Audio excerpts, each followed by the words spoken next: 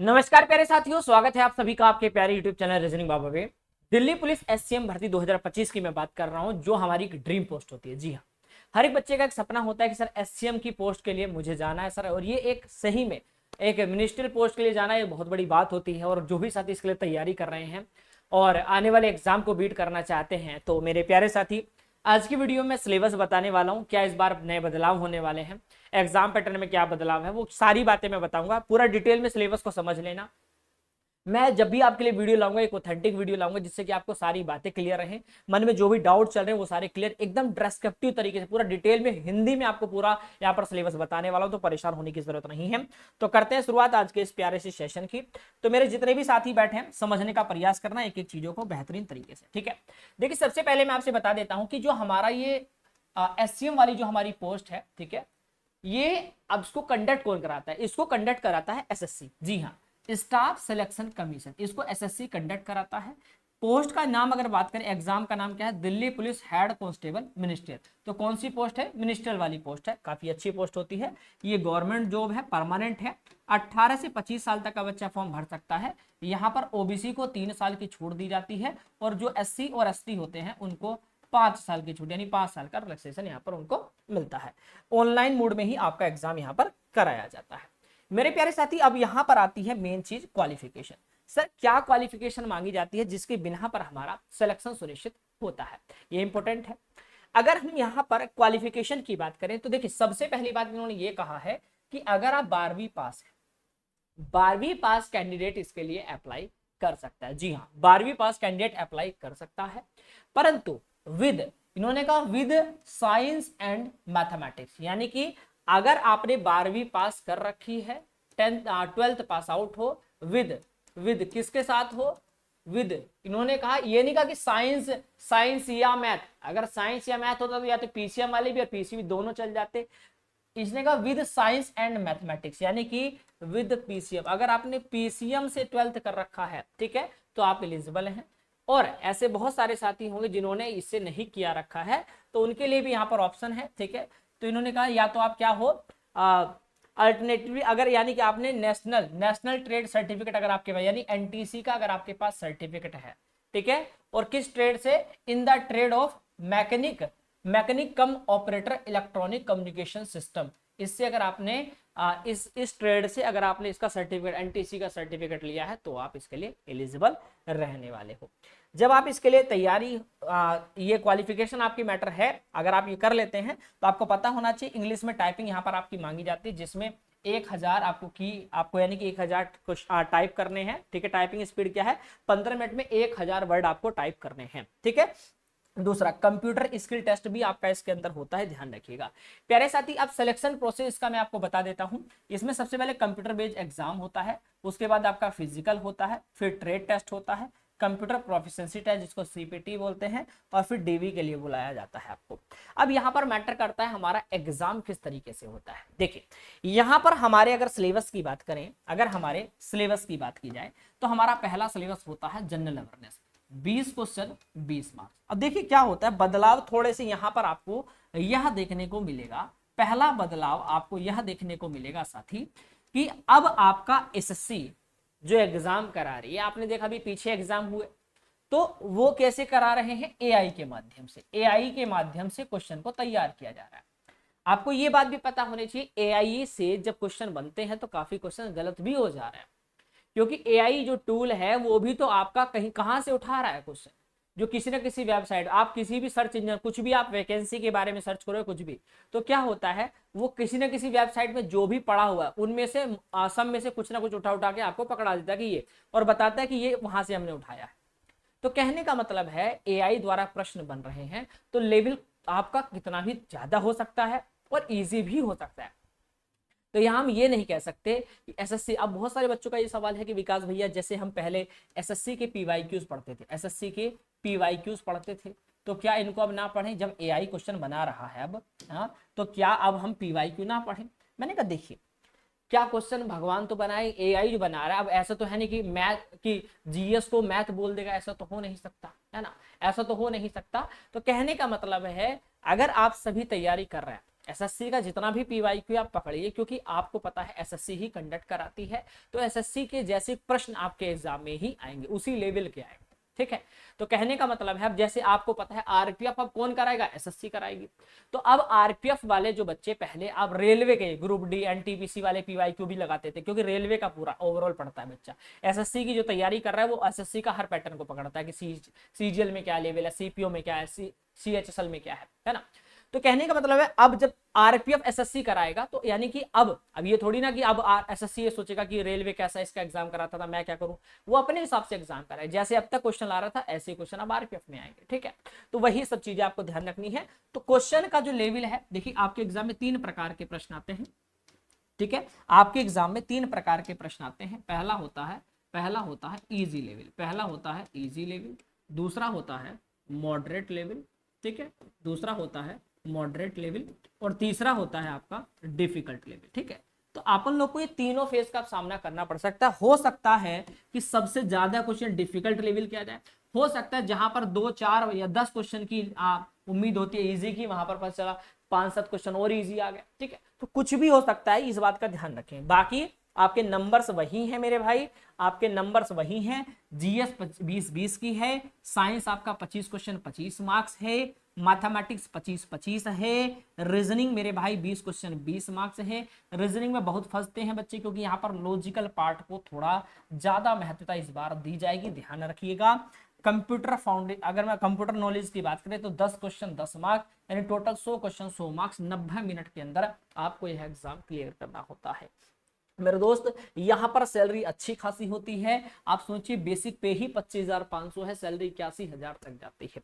यहाँ पर काफी अच्छा है, आप लोगों की तैयारी अगर बढ़िया करेंगे तो आप सिलेक्शन ले पाएंगे। अब यहाँ पर हम सीधा बात कर लेते हैं, हमारा क्या है आज का सिलेबस, है ना। तो सिलेबस को डिटेल में जानते हैं। सबसे पहले हम यहाँ पर बात करने वाले हैं, सबसे पहले हम यहाँ पर जो बात करेंगे दोस्त, वो किसकी बात करने वाले हैं, हम सबसे पहले यहाँ पर जो बात करने वाले हैं वो किस चीज की बात करने वाले हैं मित्र, समझने का प्रयास करेंगे आप सभी, ठीक है। आ जाओ, सबसे पहले हम बात करेंगे सामान्य जागरूकता, जीएस की।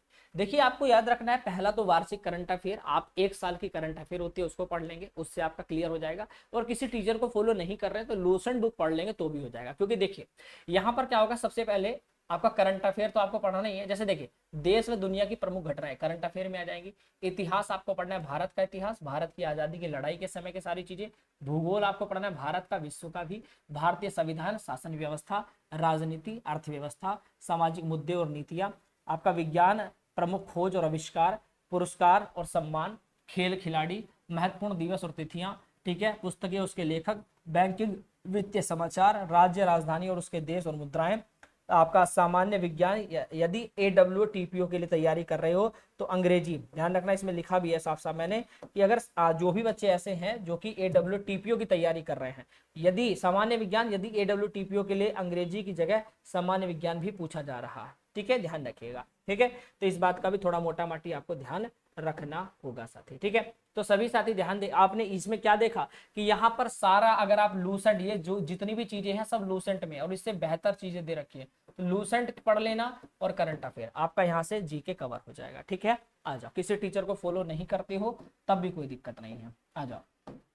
अब दूसरा यहाँ पर आ जाओ भाई, किसकी, हम यहाँ पर बात कर रहे हैं मैथ की। मैथ में देखिएगा अंक प्रणाली, भिन्न, दशमलव, प्रतिशत, अनुपात समानुपात, औसत, लाभ हानि, साधारण और चक्रवृद्धि ब्याज, समय दूरी, समय और कार्य, अनुपात, मिश्रण, आरोप, एलसीएम, ठीक है। उसके बाद सरलीकरण, बीजगणित जिसमें सरल समीकरण और आकलन हो गया, संख्या श्रृंखला, ठीक है, नंबर सिस्टम, डेटा व्याख्या जिसमें ग्राफ वाले, तालिका आरेख वाले क्वेश्चन आएंगे, त्रिकोणमिति, ज्यामिति, यानी कि यहाँ पर आपको एडवांस, आपको मैथ भी थोड़ा बहुत पढ़ने को देखना होगा। क्षेत्रमिति, आयतन, सांख्यिकी जिसमें औसत हो गया, माध्य हो गया, मोड हो गया, आवृत्ति होगी, ये सब चीजें आपको कवर करनी होगी, ठीक है।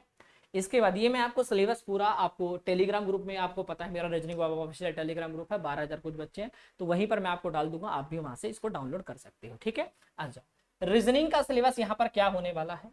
रीजनिंग के सिलेबस की अगर मैं बात करूं दोस्त, रीजनिंग में आपका कोडिंग डिकोडिंग हो गया, दिशा वाले क्वेश्चन, डायरेक्शन डिस्टेंस, ठीक है, आपके सीरीज होगी, सीक्वेंस वाले क्वेश्चन होंगे, संबंध होंगे, समानता होंगे, ठीक है, गुम अक्षर हो गए, गुम शब्द हो गए, संख्यात्मक तरह यानी अर्थमेटिकल रीजनिंग, इस पर थोड़ा अच्छे से ध्यान दे देना भाई, कम से कम 2 से 3 क्वेश्चन आएंगे। ठीक है, पहेली पजल आपके एग्जाम में वही इंपॉर्टेंट है। ठीक है, कथन निष्कर्ष आएगा, वाक्य और तर्क आएंगे, वेन आरेख, मैट्रिक्स, वर्गीकरण, स्थानीयकरण, अभिविन्यास, ठीक है, आपका स्पेल एबिलिटी, ठीक है, अक्षर व सांख्यिक कोडिंग, तार्किक श्रृंखला, निर्णय लेना यानी कि जजमेंट वाले क्वेश्चन, आपका छिद्रित क्षेत्र, पैटर्न वाले क्वेश्चन, अनफोल्डिंग वाले, folding unfolding, paper cutting unfolding वाला। ठीक है ना, तो ये सब आपको पढ़ना है। यानी आपके एग्जाम में भाई वर्बल रीजनिंग भी आएगा, ठीक है, नॉन वर्बल भी है, प्लस लॉजिकल भी है। अब यहाँ पर आपको सबसे ज्यादा ध्यान जैसे पजल पे देना है, सिटिंग अरेंजमेंट पे देना है, डायरेक्शन पे देना है, ठीक है, मैट्रिक्स पर देना है, ठीक है, स्टेटमेंट अजम्पशन वाले पे देना है, स्टेटमेंट कंक्लूजन वाले पे देना है। तो कुछ ये टॉपिक है, इन पर आपको ज्यादा ध्यान देने की जरूरत पड़ेगी। इसी प्रकार मेरे भाई यहाँ पर इंग्लिश में बात करें, इंग्लिश में आपको क्या पढ़ना है, किस पर ध्यान देना है ज्यादा। इंग्लिश में देखिए वाक्य संरचना यानी सेंटेंस जो स्ट्रक्चर हो गया, सेंटेंस इंप्रूवमेंट हो गया, ठीक है, एरर स्पॉटिंग वाले question, fill in the blanks हो गया, स्पेलिंग वाले, सिनोनिम्स एंटोनिम्स हो गया, आइडियम फ्रेजेस हो गया, ठीक है, आपका फॉर्म्स ऑफ वर्ड हो गया, पार्ट्स ऑफ स्पीच हो गया, जिसमें आपका डायरेक्ट इनडायरेक्ट स्पीच हो गया, ठीक है, सक्रिय निष्क्रिय मतलब active passive voice, active voice, passive voice, clause test हो गए, ठीक है, आपका जो होता है वाक्यांश जो प्रतिस्थापन यानी आपका रिप्लेसमेंट वाले क्वेश्चन हो गए, ठीक है, आपका सेंटेंस पैसेज वाले क्वेश्चन हो गए, रीडिंग कॉम्प्रिहेंशन हो गया। तो ये आपका पूरा जनरल आपका इंग्लिश यहाँ पर आएगा, तो इसको भी आपको कवर कर लेना है। अब यहाँ पर अंग्रेजी भाषा में, ठीक है, ये तो हमने कवर कर लिया, ठीक है, तो मैंने बाकी सारी चीजें आपको यहाँ पर बता दी, समझा दी है। अब क्या आता है, अब यहाँ पर आपको जो एग्जाम आप दे रहे हो इसमें कुछ इंपॉर्टेंट चीजें आपसे पूछी जा रही हैं, उन पर भी थोड़ा सा मैं बता देता हूं। मेरा काम है बताना, समझना ना समझना आपकी बात है। ठीक है, देखिए यहाँ पर अन्य कुछ परीक्षण होते हैं, टेस्ट, उसमें क्या होता है, जैसे शारीरिक पात्रता एवं मापदंड की बात करें, मेजरमेंट की, तो ध्यान रखना, एक तो पहला आपका क्या होता है, शारीरिक मापदंड, फिजिकल यानी कि आपका पीटी पीएमटी कराया जाता है, जिसमें आपका शारीरिक दौड़ हो गई, लंबी कूद, ऊंची कूद, छाती की माप, ये सब होती है। ठीक है, टाइपिंग टेस्ट की बात करें, जिसमें टाइपिंग टेस्ट होगा, और अंग्रेजी और हिंदी में न्यूनतम गति, अंग्रेजी में 30 वर्ड पर मिनट की और हिंदी में 25 वर्ड पर मिनट के यहाँ पर टाइपिंग मांगी जाती है। ठीक है, और ऊपर से कंप्यूटर फार्मेसिंग टेस्ट जो होता है, फॉर्मेटिंग टेस्ट, ये भी आपसे कराया जाता है, जिसमें एमएस एक्सेल, ठीक है, एमएस पावर पॉइंट, ठीक है, एमएस वर्ड, इन सब के मतलब इन सब की आपके पास स्किल होनी चाहिए, आपको आना चाहिए कि इसको आप कर सकते हैं। ठीक है, छोटा सा आपसे टेस्ट लिया जाएगा, उसको आप कर सकते हैं।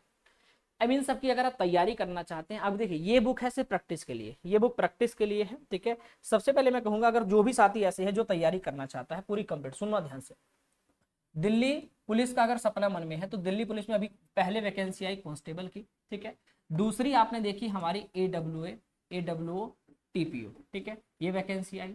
उसके बाद ड्राइवर, और उसके बाद अब नंबर है हमारा किसका, HCM का, अब नंबर लगेगा SCM का।